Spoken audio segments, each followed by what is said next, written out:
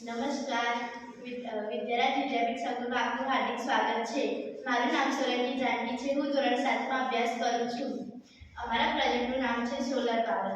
આપણે જાણીએ છીએ કે સૂર્ય એ ઉર્જાનો અખૂટ સ્ત્રોત છે.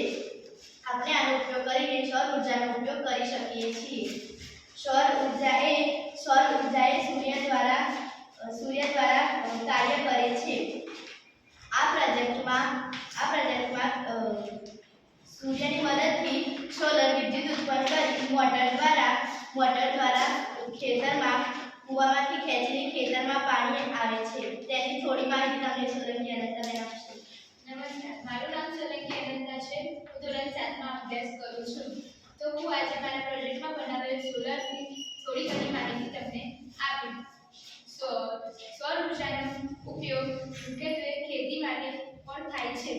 અને આમ તો સૌર ઉર્જાનો ઉપયોગ ઝાડ, જીવજંતુ અને જળવાયુ દ્વારા વિભિન્ન સ્ત્રોતો પર કરવામાં આવે છે.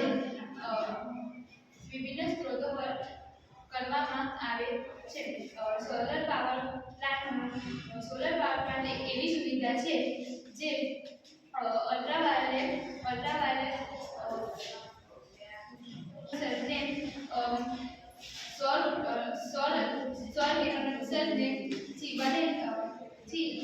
ઘરો અને ઉદ્યોગોમાં પહોંચાડે છે.